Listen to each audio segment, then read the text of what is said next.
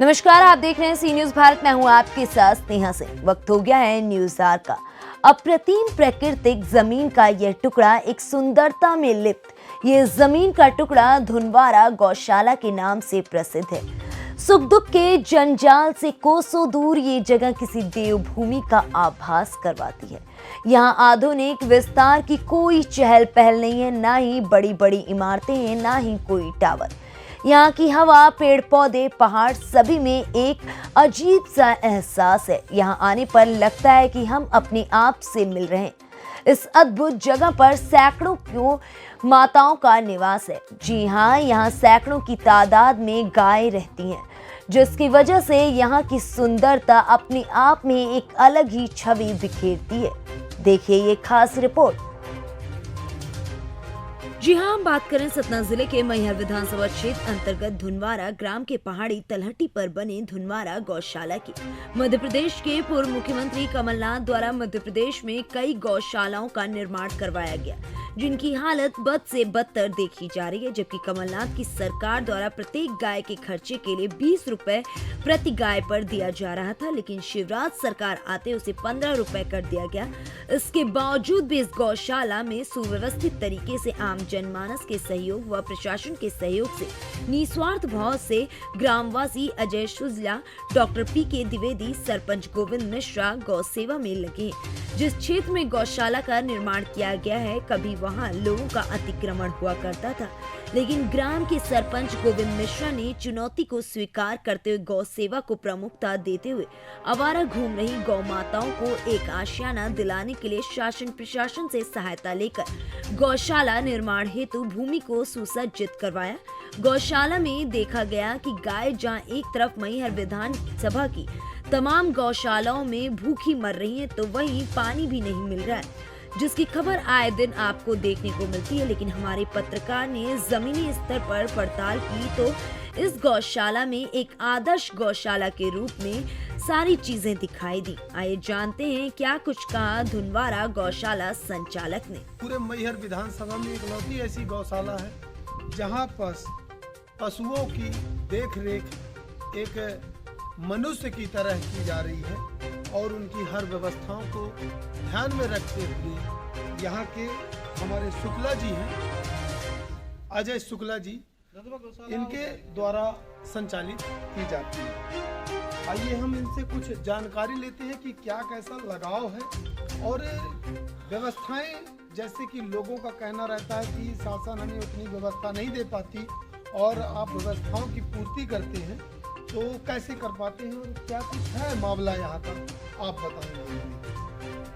धन्यवाद जी, ये आपका यहाँ आना और इस विषय को लेकर बात करना मुझे बड़ा प्रेरणादायी भी लगता है, बड़ा उत्साह भी देगा। द्विवेदी जी लगभग पिछले 1.5 वर्षों से गौशाला संचालित है। जब हमें शुरुआत भी करनी थी तब भी फंड की कोई व्यवस्था नहीं थी, समय से कोई उपलब्ध नहीं हो पाया, लेकिन उसके बाद भी करने की इच्छा शक्ति थी।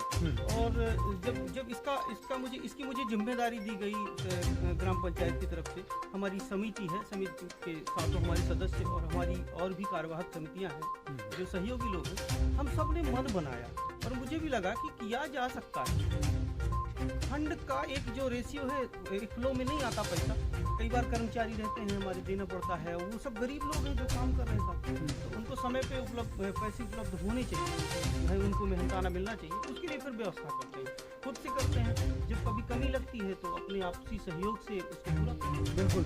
कितनी गौशालाएं होंगी, मतलब कितनी गौ माताएं होंगी और गौवंश होंगे आपके यहाँ? निर्धारित गौवंश तो 100 का रखा गया था प्रशासन की तरफ से, लेकिन हमारे पास आप रखने से लेके अब तक में हमारे पास बछड़े हैं 25 और 105 नंग वयस्क हमारे पास गौवंश है, तो कुल मिलाकर 130 की संख्या हमारे पास है।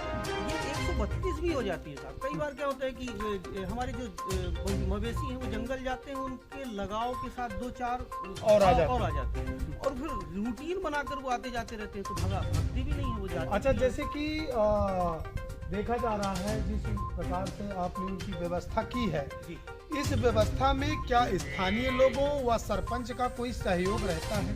बराबर सर, बराबर मार्गदर्शन मिलता रहता है। हमारे स्थानीय लोग, ग्रामीण जन बराबर सहयोग करते हैं और साथ ही सरपंच साहब का विशेष सहयोग बना रहता है। उनके दल में जितने हमारी ग्राम पंचायत के सदस्य हैं, चाहे पंच हो चाहे उप सरपंच हो, सबका बारी बारी से जब कभी मुझे आवश्यकता लगती है कि इस विषय में मुझे आवश्यकता है, आप सहयोग करें, तो बराबर उनका।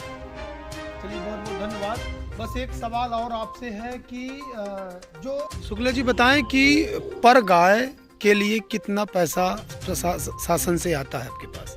शासन से साहब पिछले जो 8 महीने की पेमेंट रुकी हुई थी, तो पिछले 3 महीनों की उन 8 महीनों में उसके पहले के 3 महीनों का पेमेंट 15 रुपया प्रति गाय के हिसाब से मुझे प्राप्त हुआ है, समिति को प्राप्त हुआ है। जबकि जो शुरुआत हुई थी 20 रुपए प्रति गाय के हिसाब से देना था। तो ये एक विषय है कि थोड़ा सा पेमेंट में अब वो 15 रुपए। अच्छा, दूसरी बात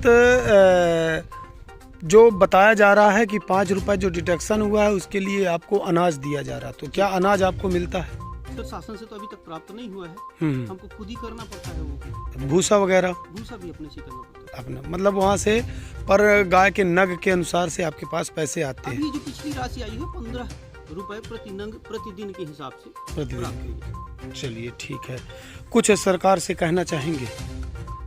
मैं सरकार से तो यही कहूँगा कि लगभग इनके उत्थान के लिए बराबर सहयोग और निरीक्षण होना चाहिए। साहब मैं कहता हूँ, मैं हूँ या कोई भी हो, बराबर निगरानी और निरीक्षण की आवश्यकता है। बेहतर काम होगा। गौवंश के लिए सरकार ने बेहतर किया है, तो अच्छे मन से काम करें और सब लोग मिल के काम करें, यही सब। चलिए, सतना से सी न्यूज संवाददाता कुलदीप की रिपोर्ट। अगर इस तरह की तमाम व्यवस्था सभी गौशालाओं में हो जाए तो तमाम तरह की जो खबरें आए दिन हमारे सामने आती हैं कि गौशालाओं में कोई व्यवस्था नहीं है, गाय अन्ना पशु ऐसे ही घूम रहे हैं, ऐसी खबरें आना बंद हो जाती। लेकिन इसके लिए जिम्मेदारों को भी बड़ी कार्रवाई करनी पड़ेगी और उन्हीं के साथ हम सबको मिलकर इस पर कार्य करने की जरूरत है। फिलहाल इस खबर में बस इतना ही। देश विदेश की ऐसी तमाम खबरों को देखने के लिए बने रहें सी न्यूज़ भारत के साथ।